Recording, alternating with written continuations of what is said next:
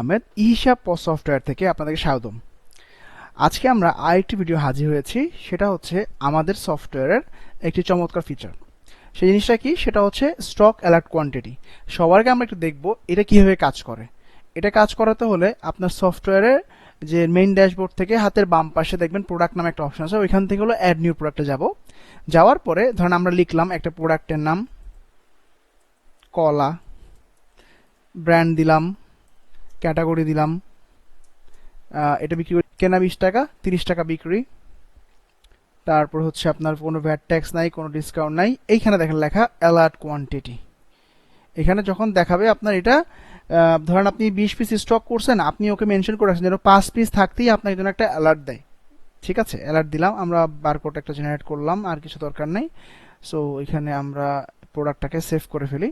Product save হলো, প্রোডাক্টটা প্রোডাক্টের স্টকে নিয়ে নিই, তাহলে আমাদের একটা প্রপার ফাংশনটা দেখাবে। আমি ধরেন 10 পিস নিলাম, আমি এখান থেকে আমার দোকানে রাখলাম, রেখে আমি এটা স্টকে নিয়ে আসি।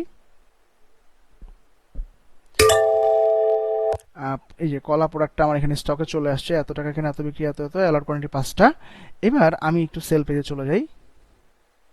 আচ্ছা, তার আগে দেখাইতে হবে হচ্ছে যে আপনার এটার স্টক অ্যালার্ট আসছে কিনা। হ্যাঁ, আমরা এই যে প্রোডাক্ট স্টক অ্যালার্টে যাই, কলা কিন্তু স্টকে নাই, কারণ ওটা কিন্তু রিকোয়ারমেন্ট ফুলফিল করে নাই, 5 পেজের নিচে আসে নাই। তাহলে আমরা একটু সেল করে একটু প্রমাণটা দেখতে চাই। আমি কলা দিলাম, কলা দিয়ে আমি সেল দিলাম, এখান থেকে আমরা 5 পিস সেল করে ফেলি, র্যান্ডম জাস্ট সেল করে ফেললাম 5 পিস।